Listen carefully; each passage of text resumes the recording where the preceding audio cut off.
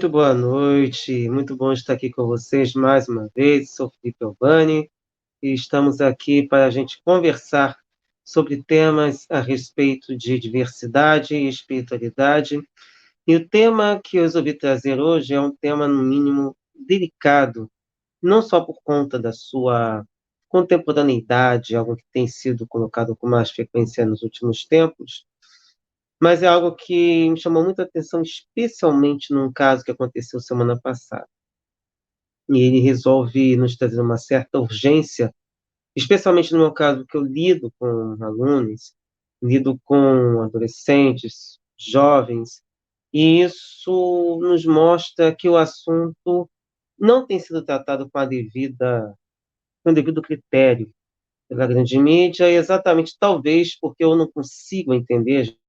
A gente também pode dizer que eu vou dar aqui alguns passos interessantes do que eu tenho percebido, mas isso não quer dizer que é uma opinião fechada, que é uma opinião que dá para a gente se sentar e dizer que tem uma solução. Até para a gente ter uma solução, precisa de um diagnóstico. E esse tipo de fenômeno tem sido muito fortemente colocado em diversos pontos, mas talvez tenha faltado alguns patamares necessários.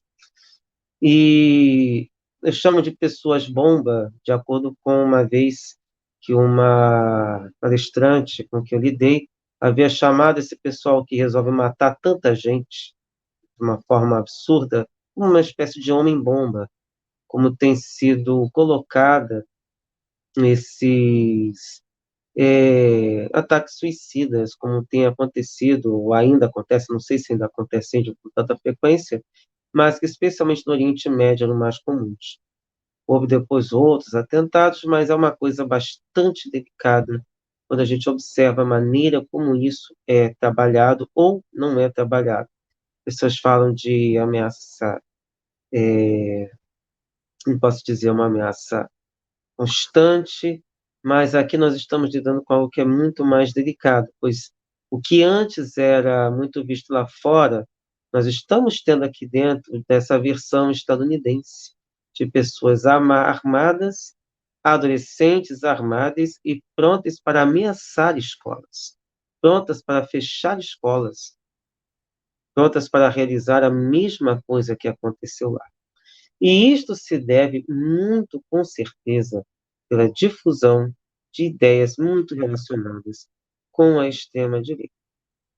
Procurei ver tudo o que fosse possível, especialmente no caso da Audrey Hale, que é a pessoa que matou 21 pessoas numa escola nos Estados Unidos, e isso realmente tem causado impacto, porque pela primeira vez, eu me lembro de ter sido falado de uma pessoa trans envolvida como praticante desse tipo de crime. E o que mais chama a atenção, inclusive pelos erros cometidos pela mídia que abordou o caso, né? Algumas pessoas falam de pessoa transgênero, mas ela sendo uma mulher nascida, aliás, uma pessoa nascida com o sexo feminino, o aparelho genital feminino, e preferia ser chamado pelo nome, pronomes masculinos, ela era um homem, essa pessoa era um homem trans. E perdão pelos erros aqui cometidos enquanto eu estava falando, porque a própria imprensa maléfica, não digo nem a imprensa, não existe imprensa saudável exatamente, mas nós temos uma imprensa que faz questão de desestruturar, de desinformar. Então, esse setor vem reforçando isso de uma forma criminosa para tentar associar de maneira criminosa a comunidade LGBTQIAPN+, a esse tipo de tragédia que vem acontecendo há muitos anos, e pela primeira vez nós temos uma pessoa trans que sabe, por Deus, por que foi envolvida e resolveu praticar esse tipo de ato abominável. Mas vamos falar um pouco sobre o que aconteceu. É, no caso aqui, 21 pessoas atingidas, mas 3 adultos e 3 crianças, de acordo com o VOL, teriam morrido na segunda-feira, 27 de março, numa escola particular cristã no sul dos Estados Unidos. Segundo o chefe da polícia local, a assassinato foi cometida por Audrey Hale, uma pessoa transgênero de 28 anos. Segundo seu perfil no LinkedIn, Reis se identificava com pronomes masculinos. Ele levava consigo pelo menos 2 fuzis de assalto e uma pistola e, enfim, entrou pela porta secundária do The Covenant School, uma escola pequena, onde se acredita que ele teria estudado. E atravessou o térreo, salteando várias vezes entre 3 alunos de 8 e 9 anos e 3 adultos de 60 e 61 anos. Eu poderia até falar dessa tragédia que aconteceu lá em São Paulo, envolvendo aquela professora em Botucatu. A gente até, a gente, na verdade, se solidariza com todas as famílias envolvidas, mas a gente precisa entender o que está levando essas pessoas a praticarem esses atos. E vocês vejam que parece que é uma reação em cadeia. Aconteceu no Brasil, aconteceu nos Estados Unidos, e são coisas que vêm se espalhando. É algo que não podemos deixar para lá. É algo que precisamos, não somente por questão de proteção de escolas, mas para tentar entender isso e tentar diminuir a incidência de pessoas tão doentes e que cometem esse tipo de crime. E aí, de acordo com o site, os policiais foram ao local e, após ouvir os disparos no andar superior, subiram imediatamente e mataram o atirador, que foi declarado morto às 10 horas e 27 minutos locais, equivalente a cerca de meio-dia e meia aqui em Brasília, 15 minutos depois da primeira chamada de socorro. Uma das vítimas tinha sido diretora da instituição, mas, basicamente, o que eles colocam, tanto de acordo com o jornal New York Times, é chamado de filha do pastor, enfim, filha de um pastor dali da região, enfim. Ao longo do dia, eles procuravam seus filhos na igreja onde estavam abrigados, enfim, foi uma coisa que aconteceu em diversos locais e que ali chegou a ter esse tipo de situação. Aí a própria reportagem diz o seguinte: ataques a tiros mortais são comuns nos Estados Unidos, onde existem cerca de 400 milhões de armas de fogo em circulação, que causaram mais de 45 mil mortes em 2020 por suicídio, acidente ou homicídio, segundo últimos números publicados pelos Centros para o Controle e Prevenção de Doenças, abreviados como CDC. E apenas agora, em 2023, pela primeira vez, as armas se tornaram a principal causa de morte entre menores de 1 a 19 anos, com 4.368 mortes à frente dos acidentes de trânsito e das overdoses. Aparentemente, parece ser um número oficial. Eu acho que aqui, não sei se aqui seriam somente Estados Unidos ou o mundo inteiro, mas o assunto é bastante sério se pararmos para pensar que, acima de causas naturais, nós temos aí uma questão de armas envolvendo aí tantas mortes. Outra coisa que eles colocam, que os massacres em escolas constituem uma pequena parte do total, mas deixam uma marca indelével na sociedade. O massacre ocorrido em 2018 em uma escola de ensino médio da Flórida desencadeou um movimento nacional liderado por jovens para exigir uma supervisão mais rigorosa das armas de fogo nos Estados Unidos. Recolhimento nunca, né? Vem com essa história. Apesar da mobilização de mais de 1 milhão de manifestantes, o Congresso dos Estados Unidos não adotou uma lei mais dura, porque muitos congressistas estão sob influência da Associação Nacional de Rifle, um grupo para armas. Em um país de onde milhões de americanos consideram que portar uma arma é um direito constitucional, e lembrando que as discussões geralmente remetem à época do processo de independência, ou pouco depois, quando houve também a Guerra de Secessão, então você tem aí uns aspectos muito difíceis de você derrubar. E podemos esquecer desse lobby para armas, como foi quando chegou no Brasil na época do desgoverno. Continuando. Os avanços legislativos seguem sendo marginais, como a generalização de verificações de antecedentes criminais e psiquiátricos para poder comprar uma arma. Segundo uma pesquisa da ABC News e da Washington Post, realizada em fevereiro, 51% dos americanos são contra a proibição e apenas 47% são a favor. Não vou dizer que é um empate, mas a gente ter apesar de pesquisa lá ser um caso difícil de você apurar, porque nem todo mundo coloca suas opiniões, a gente tem esses detalhes aí muito delicados para a gente fechar.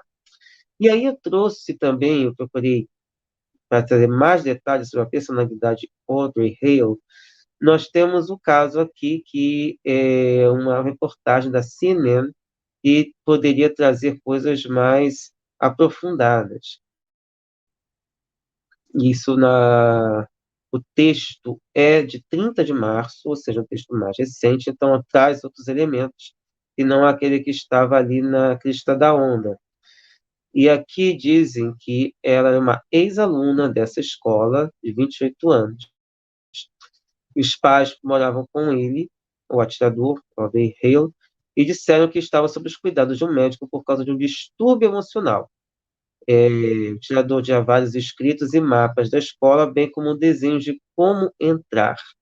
A polícia sabe que Hale saiu de casa na manhã de segunda com uma bolsa vermelha que a mãe não sabia que havia armas dentro. Enfim, tem muita coisa ainda para ser investigada, mas, de qualquer forma, havia também essa dúvida com relação à identidade de gênero de Hale, que a polícia disse que foi designado mulher ao nascer, mas usou pronomes masculinos nas redes sociais. Menos de 20 minutos antes do tiroteio, Hale enviou uma mensagem estranha no Instagram para uma ex-companheira de basquete, Eveliana Patton, que disse a Don Lemon, da CNN, que ainda está tentando processar tudo. Não tem ainda muitos detalhes sobre o que foi que aconteceu que levou Hale a realizar esse ato. E aí, ela falou, a Eveliana Patton disse o seguinte: eu a conhecia bem quando éramos crianças. E aí, outra coisa que falava, eu não a conhecia a adulta, não conheço esse lado dela. Diz que recebeu uma mensagem no Instagram às 9h57 e disse o seguinte: um dia isso fará mais sentido. Deixei evidências mais do que suficientes para trás. Mas algo ruim está para acontecer. Isso foram capturas de tela e aquilo que ideia colocar. Patton disse que não tinha certeza de por que Hale estendeu a mão. Estou fazendo a mesma pergunta a Deus, disse Patton ao apresentador da CNN. Outra coisa que ela falava é que quando estavam juntas na mesma equipe, Hale era quieto e tímido, mas brincavam juntos. Coloca também que nós podemos vê-la crescer em suas habilidades na quadra. Fomos muito bem naquele ano, fomos até a cidade, campeonatos, então foi um ano muito bom para nós, tínhamos uma verdadeira camaradagem. Depois, Hale se formou no North College of Art and Design em Nashville em 2022 e foi confirmado pelo diretor da escola, a CNN. Em um perfil no LinkedIn, diz que Hale trabalhou como designer gráfico freelancer como trabalhador de supermercado em meio período. Um portfólio online que parece mostrar uma coleção do trabalho de Hale inclui imagens de logotipos profissionais, desenhos animados de animais e um aparente autorretrato. Numa imagem, incluía a frase "to be aqui", para todo sempre. Também ganhou prêmios por conta de suas postagens na faculdade. E uma coisa também que é interessante, que é um ex-vice-presidente de faculdade, Byron Edwards, descreveu Hale como a coisinha mais doce. Disse que estava chocada que a esposa e ele choraram o dia inteiro por conta disso. E acrescentou também que era muito tímido e muito bom. No 2023, ou melhor, 2022, Hale postou no Facebook sobre a morte de uma garota com quem Hale aparentemente jogava basquete, bem como um pedido para ser referido pelo nome de Aidan e pronomes masculinos. E outra coisa que uma professora chamada Maria Colony, disse na CNN que Hale falou com 2 semestres nessa faculdade, disse que a única coisa que via em Hale era postando sobre essa garota. Pelo que vi nas redes sociais dela, Hale estava sofrendo. Colony também descreveu Hale ficando chateado no primeiro dia de aula, quando não conseguiu descobrir como configurar uma senha. Teve que sair de sala de aula, acrescentando que foi a única explosão de Hale. Depois daquele primeiro dia, assim que as tarefas começaram a ser entregues, Audrey saiu do portão em 10, disse naquela tarde. Era uma ilustradora incrível. Também falou que era uma pessoa confiante, mas não uma pessoa externamente confiante ou turbulenta. Ela era muito quieta, muito boa na escola, muito boa em arte, muito boa em suas ilustrações. Tudo o que eu vi dela era muito profissional, que era caprichoso, porém infantil. Ela está escrevendo o Rei como pequeno e quieto. Eu poderia ter visto trabalhando com livros infantis, segundo a professora. E um dos colegas de classe, ou melhor, da faculdade, que disse também que eram ambos graduados em ilustração comercial. Embora tivesse a mesma idade, disse que Hale era muito mais jovem porque se vestia como uma criança, ou parecia ter muito mais juventude, e trazia bichos de pelúcia para a aula, e que tinha uma obsessão infantil em permanecer criança. E também esse colega descreveu o Rio como reservado, acrescentando que eu levava a arte a sério e os professores elogiavam sua arte. A arte não poderia ser mais infantil, familiar, classificada como um de quase nauseante, cheia de cores muito berrantes e brilhantes. E quando você trabalha em um campus, sempre há uma ou duas pessoas que pensam que algo pode acontecer. Ela teria sido a última pessoa nessa lista. Isso se pararmos para pensar em diversas outras situações em que ficava claro que havia alguma coisa, mas eu me lembro que há um tempo atrás fizeram um estudo sobre esse tipo de pessoas que praticavam esses atos, ninguém tinha conseguido fechar um perfil. Mas essa coisa, é interessante trazer esse aspecto para a gente entender um pouco da personalidade, pelo jeito fechada dessa pessoa que, infelizmente, cometeu esse ato absurdo. E a coisa é tão séria que o site Aos Fatos teve que esclarecer que uma foto de uma pessoa, que foi o caso de Salvador Ramos, foi colocada ali para dizer que ela teria sido a pessoa que havia cometido esses crimes. E a própria pessoa que se auto-intitula Salvador Ramos colocou a foto para mostrar que não era ela. E tudo porque é uma pessoa que posa com a bandeira da comunidade trans. Então, é importante que a gente também esclareça, já nesse mundo totalmente alucinado que a gente tem por aí, e que as pessoas estão forçando a barra para trazer esses aspectos, tem causado muito impacto negativo. E é impressionante como eles tentam, parece que, esquecer tudo que foi aconteceu antes e tentar envolver a comunidade LGBTQIA+, nesse aspecto absurdo. E é interessante, no caso aqui, que a revista Veja tentou fazer uns questionamentos interessantes, mas havia toda uma polêmica que depois tenta colocar como sendo pessoas que poderiam ter problemas exatamente por conta da sua sexualidade. É um negócio absurdo que se tenta fazer. É importante que se coloque, mas o ruim é se colocar a situação como sendo algo negativo para a pessoa passar por tratamento trans. O que não, certamente não era o caso. Eu não sei nem se a Hale ou se Hale passava por algum tratamento psicológico, se passava por questão de hormonização. A gente não faz ideia, porque nem vestígios até o momento foram encontrados. Mas aí entram dois pontos que eu gostaria de trazer também para nosso debate aqui, apesar de ser um programa gravado. A primeira coisa que me chama a atenção, e aí levando todo o passado com relação a isso, é a questão do próprio base, que a gente vê que geralmente é cristã, para sustentar que as pessoas podem se armar. Nos Estados Unidos, é claro que isso é muito mais popular, e a indústria de armas fica muito feliz com isso, diga-se de passagem. Mas é claro que não temos, como nós de esquerda, sermos a favor, pelo menos aqui no ponto de vista em que nós estamos, sermos a favor do armamento, como se isso fosse a solução. A solução para quê? Nós não podemos nos esquecer de que quem cria esses criminosos são justamente as pessoas que causam isso. Na semana passada, quando falamos sobre Uganda, a gente conseguiu perceber que esses crimes contra a vida humana, perpetrados especialmente na questão da sexualidade, são forçosamente colocados pela própria extrema-direita.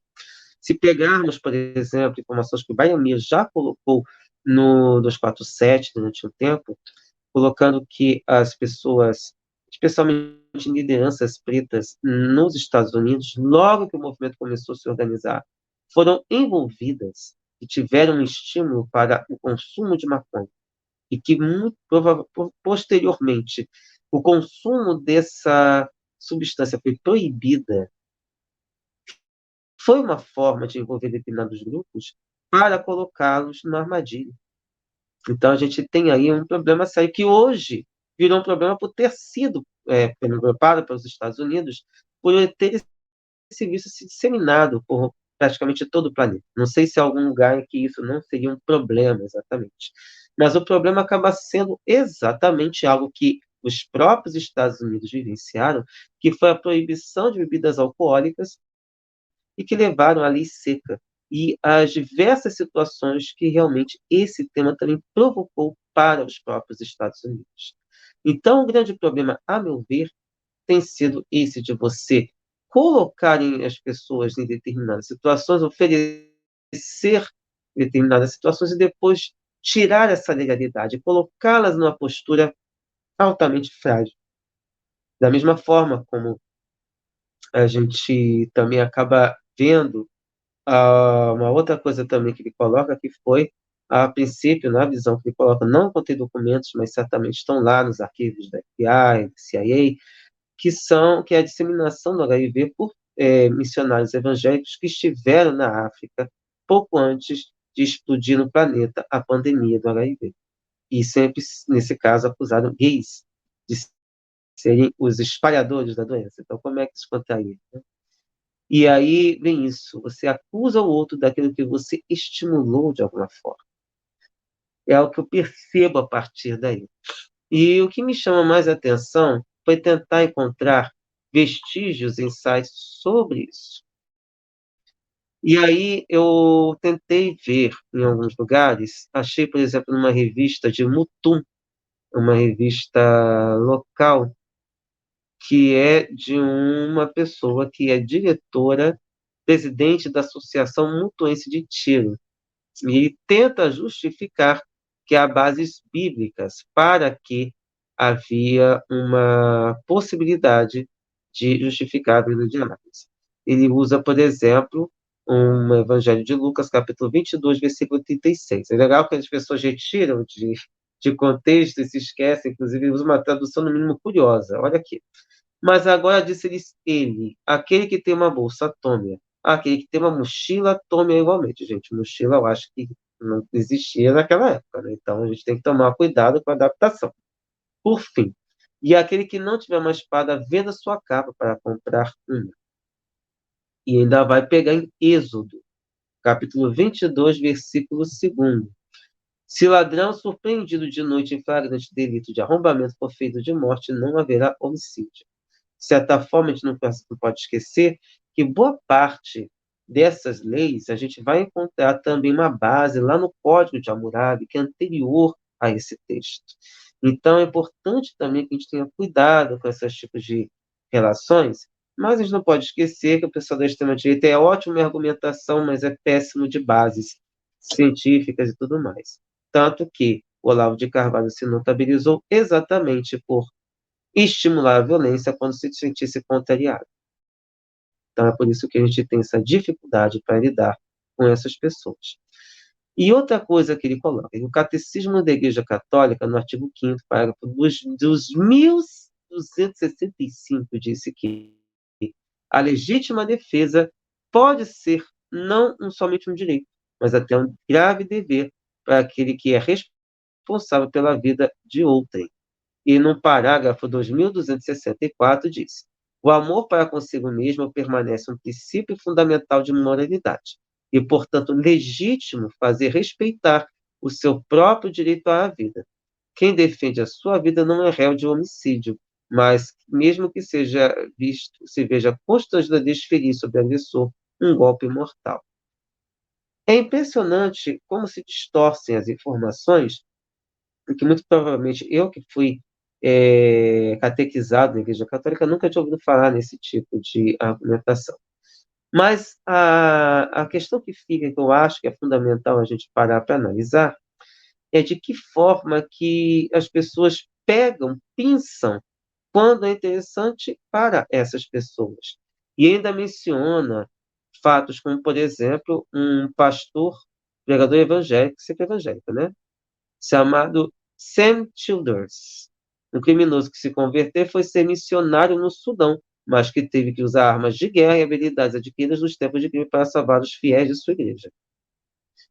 Esse é um outro ponto delicado dessa tentativa quase que ensandecida de levar o evangelho na visão dessas pessoas para o planeta, e uma forma também de tentar impor. E não é à toa que às vezes a gente encontra em alguns lugares, os cristãos estão sendo massacrados, estão sendo impedidos de agir. Gente, vocês estão tentando impor alguma coisa que de repente não é agradável, não é ali na localidade. Existem outras formas que não de imposição, porque eles sempre acham que você cercear a pregação evangélica é uma censura, mas se você começa, igual a gente tem visto aí algumas pessoas da matriz africana reagindo às pregações ao vivo em lugares públicos, como sendo uma tentativa de censura, quando, na verdade, se tenta impor algo para pessoas que, independentemente das suas religiões. É muito mais fácil você dizer, você pode falar de Jesus e a pessoa, posso falar de Exu? Seria ótimo fazer isso. Até para esclarecer que Exu não é o diabo.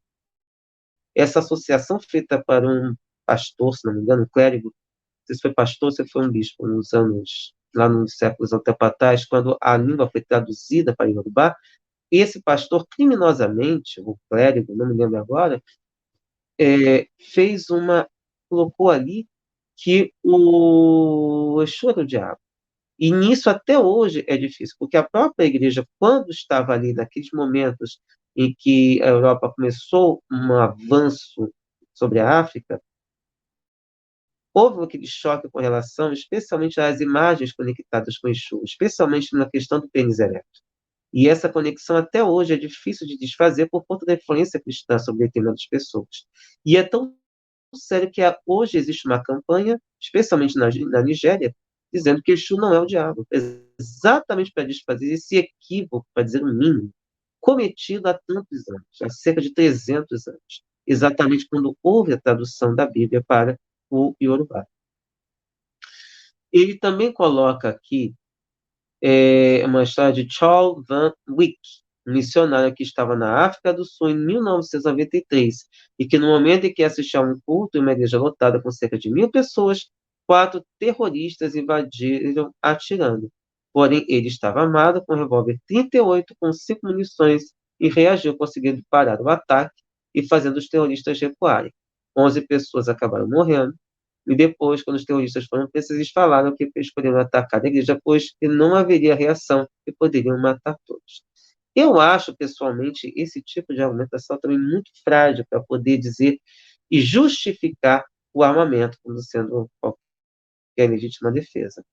E ele ainda coloca que dentro do meio católico existe o São Gabriel Possente, que tem história sobre o uso de armas para a defesa, que ele seria o padroeiro dos atiradores. Diz aqui que ele teve sua cidade invadida por mercenários e no momento em que um deles tentava estuprar uma mulher em praça pública, ele interveio e desarmou. Percebendo que os outros mercenários avançavam em sua direção, ele atira contra uma lagartixa que estava perto deles. Os mercenários entenderam que o recado era abandonar a cidade, e que levou esse título da Igreja Católica. E interessante que ele pega até, pinça uma frase certamente tirada de contexto do Papa Francisco, que teria dito que legítima defesa deve ser necessária e medida. Ou seja, enfim, ele dá a interpretação dele, tirada de uma frase certamente fora de contexto, e por aí ele vai trazendo essa argumentação pró-armas. E ainda traz diversas outras situações delicadas.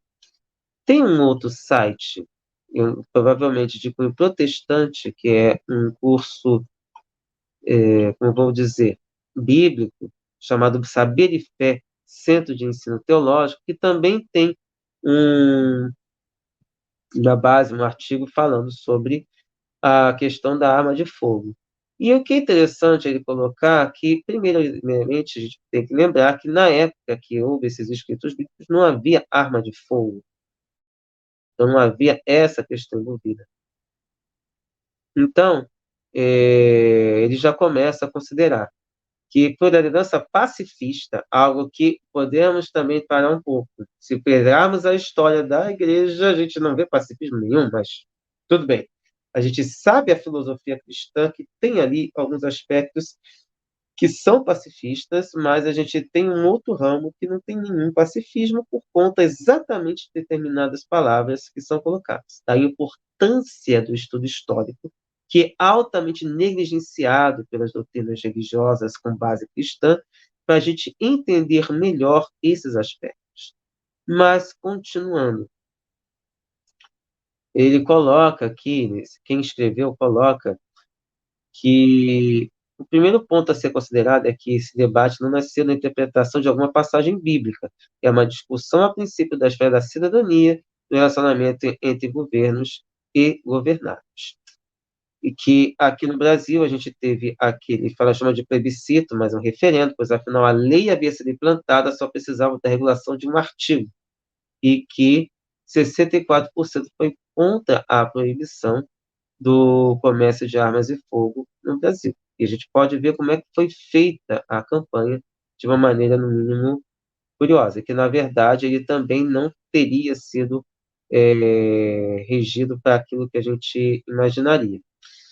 E outra coisa que eles colocam, novamente, os mesmos dados que a gente havia colocados. E ainda traz outros, por exemplo, ele vai para Neemias, capítulo 4, versículos 13 e 14, lá no Antigo Testamento. Pelo que pus os guardas nos lugares baixos por detrás dos muros e nos altos, e pus o novo pelas suas famílias com as suas espadas e com suas lanças e com seus arcos. E olhei, levantei-me e disse aos nobres e aos magistrados e ao resto do povo: Não os temais, lembrados do Senhor, grande e terrível, e pelejai pelos vossos irmãos, vossos filhos, vossas mulheres e vossas casas. Já mais à frente, nos versículos 17 e 18. Os que edificavam muros, que traziam as cargas, os que carregavam cada um com uma mão, fazia a obra, e na outra tinha armas os edificadores. Cada um trazia a sua espada cingindo aos lombos e a edificava. E por fim, no versículo 23, cada um com suas armas ia à aba. Segundo o autor, disse que a verdade é que o desarmamento da população foi uma das estratégias usadas pelos filisteus para manter o povo de Israel subjugado. Não permitia que houvessem ferreiros entre eles para, dessa forma, impedir a criação de armas, mantendo-os cativos, de acordo com o primeiro livro de Samuel, capítulo 13, versículo 19. E o caráter belicoso do contexto do Antigo Testamento faz do uso de armas um lugar comum. Se a gente for pegar, por exemplo, um pouco que eu pude estudar da Bíblia como o livro de Josué, era uma violência sem fim. Me pareceu até uma espécie de versão arte da guerra, uma versão bíblica, de tantas coisas que era passada ao fio da espada, pelo menos na versão que eu li, que foi a Bíblia de Jerusalém. E aí, eles também colocam que para aquela cultura era natural possuir armas e se defender com ela caso necessário. Já indo para o Novo Testamento, é, é comum se buscar uma reprovação com relação ao porte de armas. Contudo, o máximo que pode ter orientação pessoal para que não se vingue nem retribua o mal com o mal, como a gente pega em determinadas situações. Eles também pegam aqui como base uma lei obrigando a entregar mais pertences durante o roubo e se sujeitar mais agressões depois de agredidos, como em Mateus, Evangelho de Mateus, capítulo 5, versículos 38 a 40. Mas aí a gente tem diversas outras situações bastante delicadas. Outra coisa que eles colocam: ainda é necessário considerar que o uso de armas por parte das autoridades é plenamente sancionado pelo Novo Testamento e que não há nenhuma menção de que o cristão revestido de autoridade deva estar menos armado que um não cristão revestido dessa mesma autoridade. E ele vai lá: João Batista exortou os soldados que apenas que não usassem a violência gratuita, não se deixassem corromper pelo suborno, conforme o Evangelho de Lucas, capítulo 3, versículo 14. O uso da espada pelas autoridades foi compreendida como parte da ação divina na delegação de autoridade aos governos constituídos, conforme Carta de Paulo aos Romanos, capítulo 13, versículos 1 ao 7. E que a conversão do carcereiro não parece ter levado o mesmo a abandonar seu trabalho e seu uso de armas, conforme está no Atos dos Apóstolos, capítulo 16, versículos 27 a 36. E aí eles vão buscar uma palavra de Jesus que é mais ou menos uma questão um pouco mais longa do que aquilo que foi lido no artigo daquele presidente da Associação Mutuense de Armas. Disse-lhes, pois, está no Evangelho de Lucas, capítulo 22, versículos 36 a 38. Mas agora quem tiver com a bolsa, tome, que tiver o alforge, e como também o alforge. O que não tem espada, veste a sua e compre-a. Venda a sua veste e compre-a. Porquanto vos digo que importa que em mim se cumpra aquilo que está escrito, e os malfeitores foi contado. Porque o que está escrito de mim terá cumprimento. E eles disseram, Senhor, eis aqui 2 espadas. E ele lhes disse, basta. Enfim, é um negócio bastante polêmico quando a gente entra nesse ponto, mas tem sido utilizado para que isso seja colocado em pauta a defesa do armamento, como sendo de legítima defesa. E o site da a pessoa que criou esse artigo também coloca. Quando se fala em porte de armas, muitos cristãos pensam que isso obrigaria todas as pessoas a terem uma arma. É óbvio que não. Os que defendem o porte de arma entendem que isso está relacionado à liberdade dos cidadãos. Ninguém é obrigado a possuir uma arma, mas não pode ser proibido possuir uma. Isso é liberdade. Ou seja, se usa de uma argumentação para justificar com base na lei. É interessante quando ora usa para a lei, ora usa a base bíblica. E aí, continuando. Alguns acreditam que isso é uma incitação à violência. Toda a ausência do porte de armas para cidadãos comuns tem motivado a violência por parte de criminosos que sabem que terão pouca resistência. Com certeza, a arma na mão de um criminoso está destinada a finalidades diferentes das armas de mão de cidadão de bem. Já visto pelo número de suicídios e acidentes domésticos, a gente tem visto que o negócio não é bem assim. Até mesmo a definição de cidadão de bem, né, é um pouco complicada. E aí ele continua. Sem dúvida alguma que todas essas ocorrências são possíveis. Todavia, esses fatos já ocorrem sem as armas de fogo, não significa que vão piorar com o porte das mesmas. Bom, se pegar assim, a gente pode levar em conta, pelo menos até onde eu saiba, que, se não me engano, na Inglaterra o porte de arma é proibido e você teve uma diminuição forte desse tipo de morte. E se há pessoas, sim, que provocam situações difíceis, mas que não são tão fatais, exatamente pela ausência de armas de fogo, conforme me lembro de comentar da Natália Urbano, lá nos programas que ela apresenta no 247. E aí, voltando, no entanto, é preciso o perigo da ousadia dos criminosos, um perigo certo para a população desarmada, muito mais certo e muito mais letal que outros perigos que o porte de armas pode produzir. É impressionante que se, de repente, a filosofia cristã do amar ao próximo como a si mesmo fosse mais bem divulgada, esse tipo de discussão seria inútil. Mas eles vêm com essa questão para poder justificar aquilo que na verdade, não tem uma base, se a gente pode dizer, uma base sólida.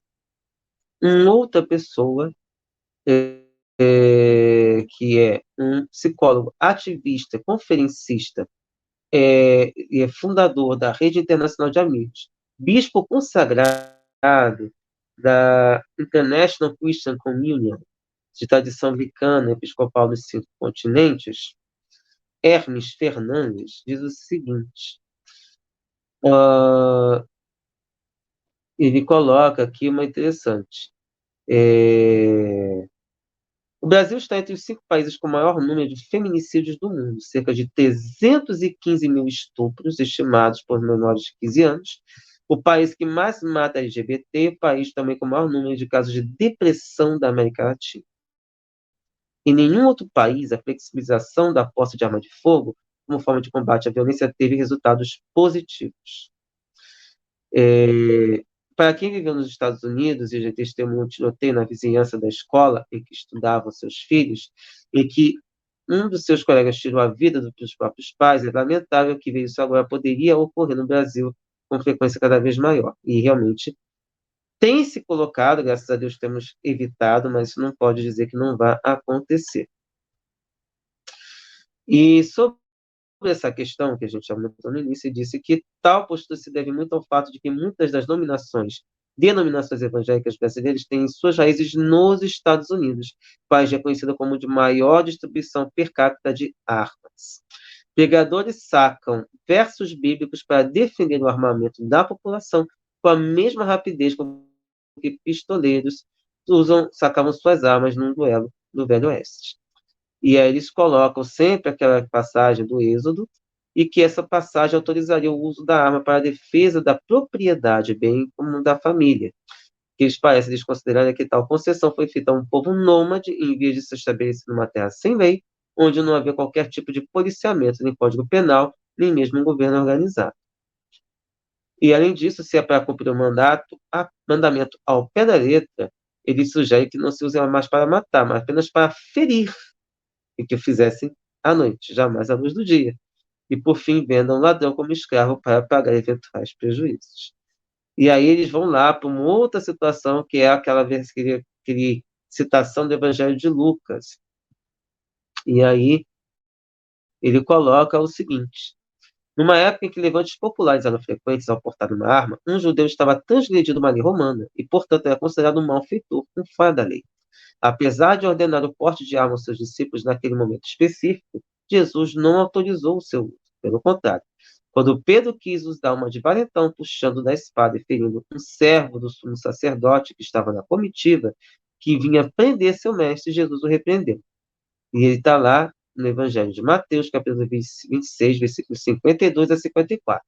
Guarda tua espada, pois todos os que usarem a espada morrerão. Ou pensas tu que eu não poderia agora orar a meu pai, e ele me mandaria imediatamente mais de 12 legiões de anjos? Como, pois, se cumpririam as escrituras que dizem que assim deve acontecer? Então, ele coloca que, na parte do Cristo, não teria esse endosso a esse tipo de comportamento.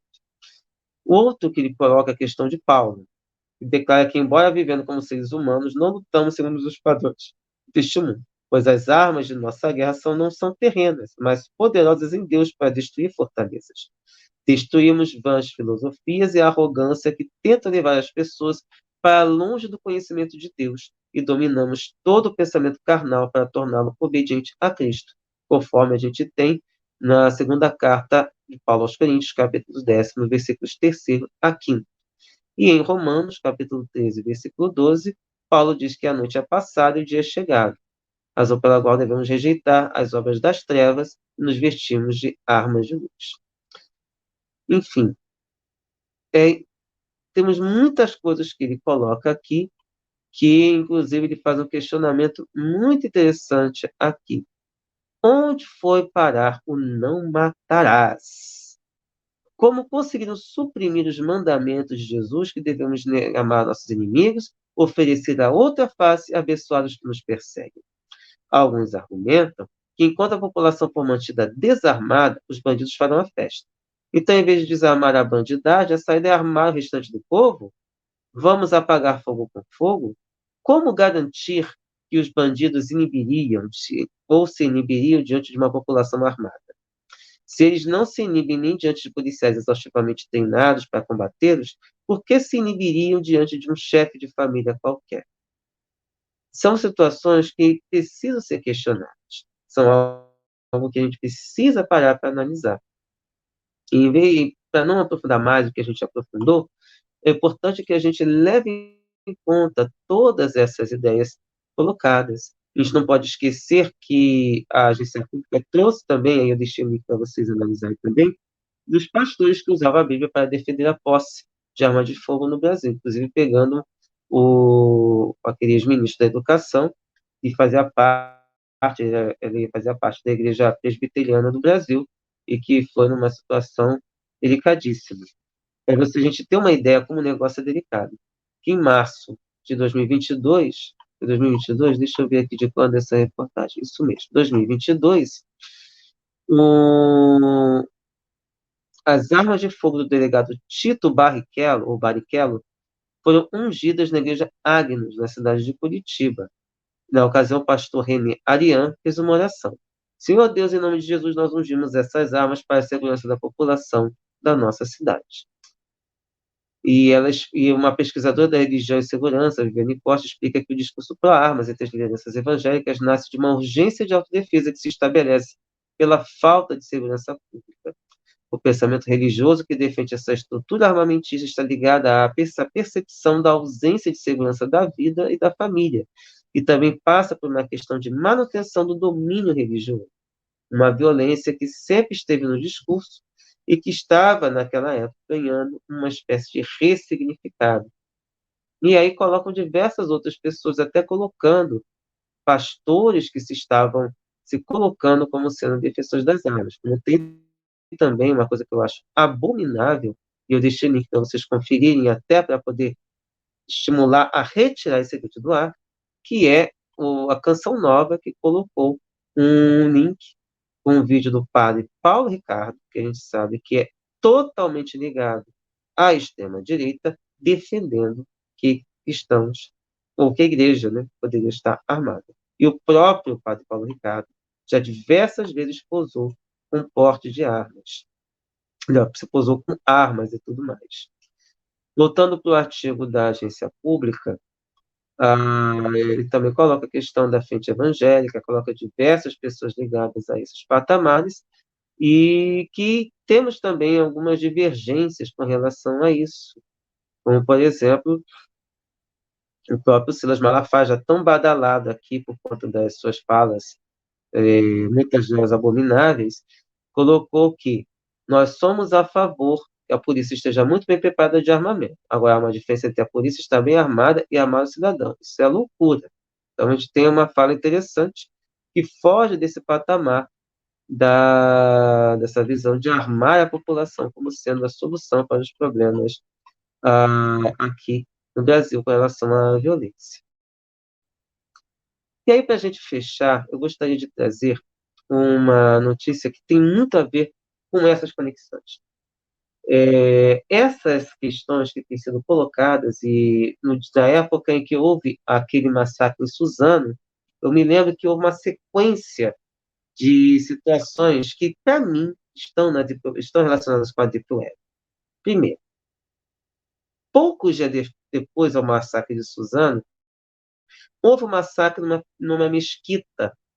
Agora não me lembro em qual país, mas eu acho que foi na Indonésia. Mataram quase 50 pessoas. E, é claro, um impacto num país em que havia uma espécie de convivência pacífica entre muçulmanos e outras pessoas de outras denominações religiosas naquela localidade. E um pouco depois, no final de semana, rolou também um problema sério.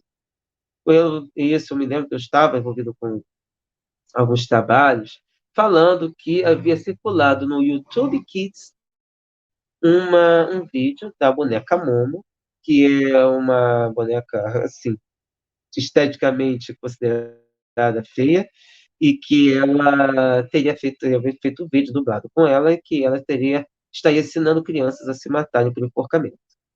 E a polêmica maior é que esse vídeo jamais esteve na plataforma YouTube Kids.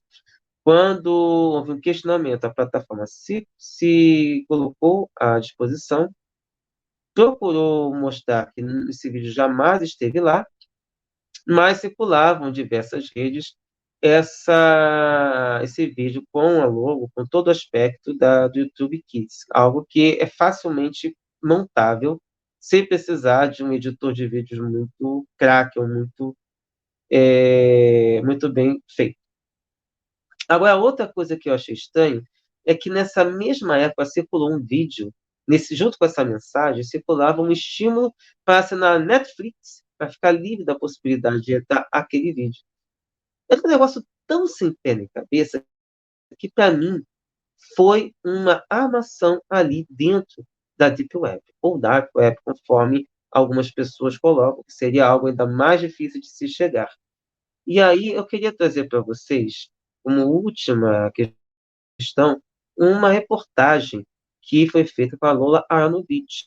Eu descobri a Lola numa entrevista dela com o Rovai, lá na revista Fórum, e até hoje eu a sigo nas redes, mas o trabalho dela é muito importante para a gente desvencilhar esse aspecto. E que eu não duvido que Hale foi envolvido nesse aspecto.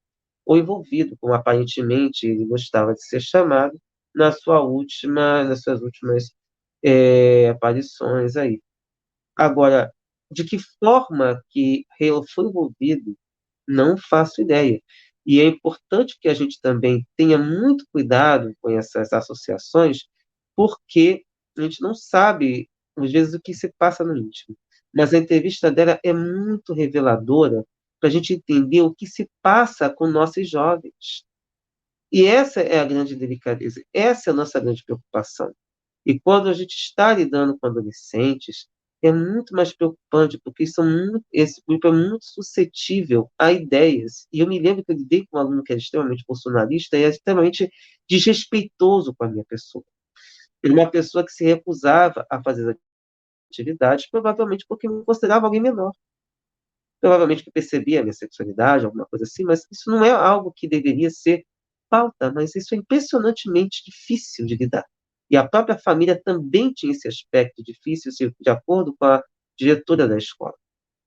Aí, ah, na reportagem, ela começa falando sobre o contato direto, indireto com misóginos masculinistas, que ela passou a chamar de mascus, e que haviam criado comunidade no Orkut, olha como o negócio é de tempos atrás, para comemorar a morte de Eloá e fazer do assassino um herói em 2008. E que a coisa foi ganhando corpo exatamente poucos tempos depois em que ela começou essa luta na internet.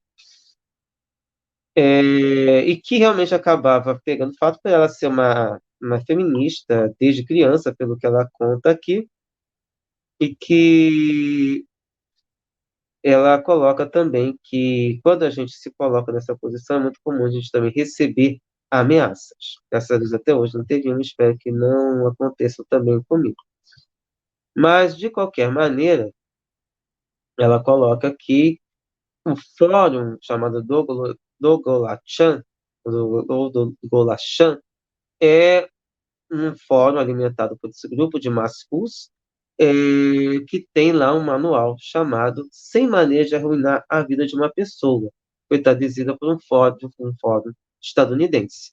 E que uma delas é ligar várias vezes para uma pessoa sem falar nada, para acabar o casamento, é usar uma voz feminina para falar com o homem da casa quando a mulher atende, ou enviar prostitutas e travestis, quando a pessoa que foi lá fica sabendo que você não chamou ninguém, faz um escândalo para que todos os vizinhos vejam. Um dos caras que tinha acesso a enorme grupo de dados com endereços, placas de casa e vizinhos, tentava descobrir a maior quantidade de dados possíveis sobre a vítima e seus familiares para fazer chantagem, e essa é uma prática que a gente vê que na extrema-direita acaba acontecendo. É, Também mandar pizza para casa de alguém acaba sendo ameaça indireta, para financiar o endereço residencial. Um exemplo que ela coloca, que se uma moça recusou namorar um cara, eles consideram ultrajante e passam a atacá-la, mesmo que ela seja menor de idade, e ela nem saiba por quem está sendo atacada. Descobre o endereço, manda vibradores, cocô e outras coisas também. E ela ainda coloca que são rapazes muito frustrados com a vida, que não trabalham, estudam ou namoram, que ficam o dia inteiro na internet lendo e compartilhando ódio, atacando pessoas. Enfim, ela fala também que existe uma categoria entre eles que estaríamos vivendo um matriarcado que escravizam homens, onde 20% dos homens têm acesso a 80% das mulheres. E que a verdadeira vítima do mundo e das mulheres, que parecem são super interessantes, é um homem branco e hétero, que eles dividem entre alfa e beta. Os alfas se dão bem e os betas são os virgões ou incels, que seriam celibatários involuntários, como eles. Enfim, ela conta até alguns aspectos absurdos que eles têm essa ideia, e ela relembra o massacre de Realengo em abril de 2011, que o Wellington era masculino, e que a mídia não tratou o caso como crime de ódio, mas como uma tragédia ou um incidente. As testemunhas da perícia disseram que ele atirava nas meninas para matar e nos meninos para ferir, mas não tentou se explicar por que ele matou 10 meninas e 2 meninos. Na época, um blog Mascu, que até então era o maior que havia, fechou sem explicação e reabriu 6 meses depois, ainda mais extremista e asqueroso do que já pregava. Entre outras coisas, ele pregava a legalização do estupro, o estupro corretivo para lésbicas, ainda, olha que coisa interessante, legalização da pedofilia, eles associam a gente, mas olha quem está defendendo a pedofilia. E dentre os postos era, seja homem, mate uma mulher hoje. Absurdo, mas é isso que ele encontrou. Esse site foi, segundo ela, foi denunciado à exaustão, com mais 70 mil denúncias na SaferNet, e que é a ONG que combate crimes na internet, mas a dificuldade é que o site sai do ar, depois volta a hospedar em outros lugares. Então, esse é um dos pontos também difíceis de a gente conseguir combater. E certamente, se essas informações circulam por esses chans na Deep Web, fica mais difícil de a gente perceber e conseguir ir até esses patamares. E realmente somente com pessoas muito craques nessa época para poder irem atrás disso. Ela aponta também que conseguiu que algumas pessoas envolvidas com esse site foram presas, mas foram soltas logo depois, com carga ainda mais revoltada contra pessoas. Outra coisa que ela coloca, em um dia de 2013 ele foi expulso de um chan e criou seu próprio, o Douglas Chan. Mal sabia que esses chãs existiam. Nunca tinha entrado em um, mas o Marcelo, esse pessoa, fez questão de me mandar o link várias vezes para acompanhar as ameaças de morte e estupro que a sua cadeira fazia contra mim. Ela disse que foram 5 anos de perseguição e até mandaram e-mail para o reitor do local onde ela trabalhava, mas somente em 2018 ele foi preso pela Operação Bravata e condenado a 41 anos de prisão em crimes com pedofilia, racismo, associação criminosa e terrorismo. E realmente o que estava acontecendo.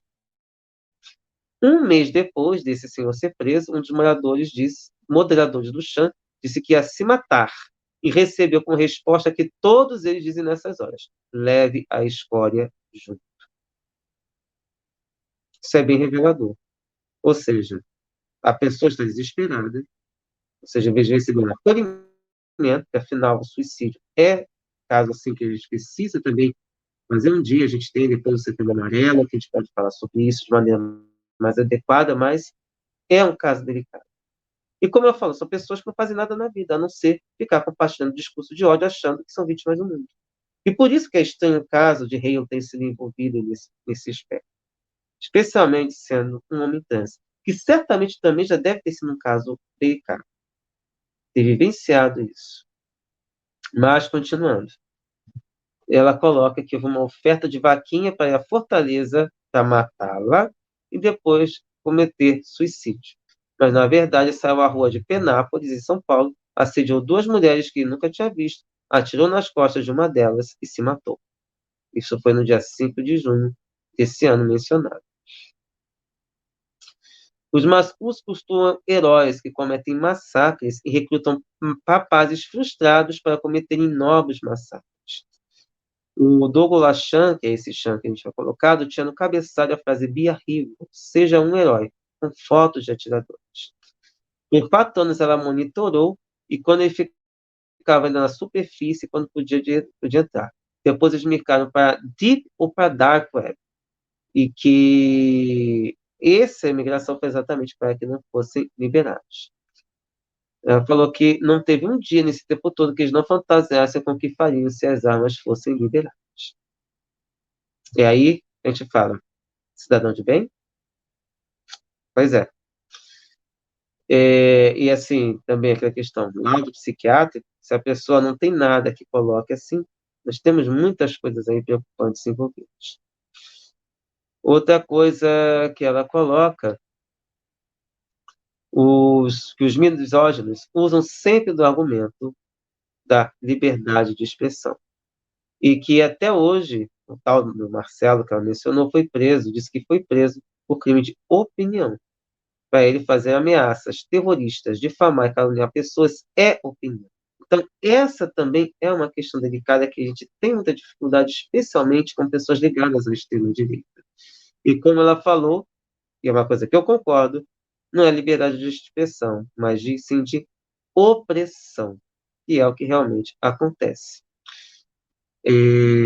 Outra pessoa que foi também muito perseguida por essa gangue foi o Jean Willis, e que uma das coisas que ela não conseguiu, infelizmente até hoje, foi a polícia monitorar esses sites, esses chants, especialmente aproveitando os momentos em que estavam fora da Deep Web, que era possível, de repente, monitorar a partir dali.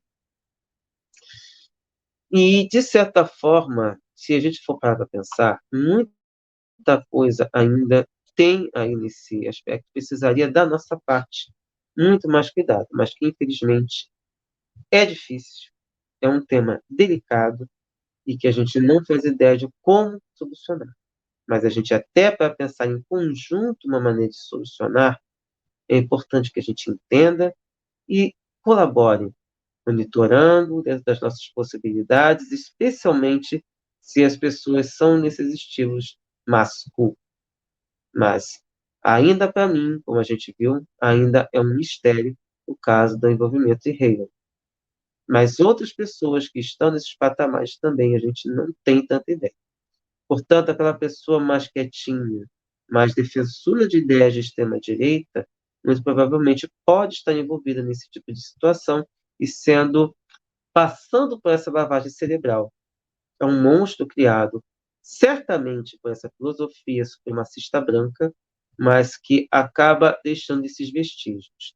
E não é à toa que agora, aparentemente, teve todo esse aspecto, não só no Brasil, mas nos Estados Unidos, por conta dessas mudanças políticas. Então, não dá para dissociar essa, essa questão desse comportamento extremista por parte dessas pessoas que certamente estão nessa situação, você é frustrado, vem aqui que eu vou te dar um toque para você sair disso, ou pelo menos você ter uma forma de você extravasar, mas extravasar da pior forma possível. Então, muito cuidado. E vamos tentar, da nossa parte, fazer o nosso trabalho que é de divulgação e esclarecimento, tentar chamar essas pessoas muito quietas, mas defensoras desse tipo de ideia para sair dessas situações. Mais uma vez, o cuidado que a gente tem que ter é com essa espiritualidade, se é que podemos dizer espiritualidade, de extrema-direita, que ainda tem um discurso muito envolvente. Isso é fácil, aparentemente palatável, mas altamente cruel e altamente prejudicial para o andamento das nossas vidas. Então, vou encerrar por aqui, vou deixar os links para vocês, devem lerem esses textos para que vocês possam também tirar suas conclusões, a gente poder debater depois aqui e, de repente, pensar em outros programas para a gente tratar. Fica a nossa solidariedade com todas as famílias vítimas desse tipo, dessas relações criminosas, mas também um alerta para que a gente faça todo um trabalho para que essas coisas não se degringolem como tem acontecido. Só para vocês terem uma ideia, eu fazendo uma breve busca aqui pela internet, eu encontrei pelo menos umas 6 a 8, estou contando aqui, de 6 a 8 ameaças, isso de 2 dias para cá. Eu estou gravando no domingo. Aqui, ó. Polícia apreende adolescente de 14 e 15 anos após ameaça de massacre em escola em Araçatuba. São Paulo, dupla suspeita de ameaça de massacre. Em São Paulo diz ter sido brincadeira. Depois aqui, isso no portal de notícias Hoje Mais, depois no Terra. Ameaça, no jornal O Tempo. Ameaça de massacre de escola em Betim assusta pais de alunos. No JM Online. Ameaça de massacre rodeada de suásticas assusta alunos em escola de Minas Gerais. Em DM Anápolis. Ameaça de massacre em escola em Vila Jaiara mobiliza policiais e assusta pais. Hora Campinas. Massacre em escola de Cambuí e ataque a colégio do satélite Íris. Dia de boatos em Campinas. E no G1, adolescentes são identificados como autores de ameaça de massacre em escolas de 3 cidades, diz delegado. Então, gente, o negócio é sério. Essas pessoas veem com força total e o que é pior, vão dar um jeito de criar um novo fato para simplesmente abafar esse caso. Visto que aquele caso nos Estados Unidos, na mesma semana da morte que aconteceu em São Paulo, é um negócio que está aí na ordem do dia e que a gente precisa lutar. Para encerrar, somos o canal Paz e Bem, um canal de espiritualidade plural, um canal para a gente debater com a nossa vivência de esquerda todas as formas de espiritualidade possíveis e imagináveis e que a gente possa alcançar aqui. A gente tem aqui o Mauro, a nossa liderança, trazendo os aspectos católicos, principalmente. Temos a Adena de Nanã, trazendo o aspecto do canoblaqueto. A Monja Kokai, trazendo o aspecto do budismo. Temos Calapavão e Dora Encontro, trazendo a questão do espiritismo. E temos outras filosofias envolvidas, como, por exemplo, a Ludmilla trazendo estudos acadêmicos, assim como Pedro Lima Vasconcelos, trazendo seus aspectos históricos, a Nina Veiga trazendo também a questão da antroposofia, e aqui nós vamos fazendo todo um trabalho de conversa, debates, e ficamos aqui à disposição sempre para o trabalho das nossas condições. Mas a gente agradece todo o amparo, e se você puder colaborar financeiramente com o nosso site, basta estar no link na nossa descrição para a assinatura solidária. Isso ajuda a manter o canal funcionando e ajuda também a ampliar o nosso alcance. Se você puder, se você gostou, deixe sua curtida, compartilhe nossos vídeos para que a gente possa ampliar o alcance, já que os algoritmos não estão, nunca foram muito favoráveis a posturas e falas de esquerda. Então, quanto mais compartilharmos, mais temos condições de ampliar todo o nosso alcance. Mais, gente, um forte abraço. Um beijo enorme no coração de cada um de vocês. E apesar de ter uma pesada, ficamos aí com a possibilidade, na semana que vem, a gente voltar a trabalhar para continuar as nossas vivências aqui. Mas, faz bem, pessoal. Faz bem e até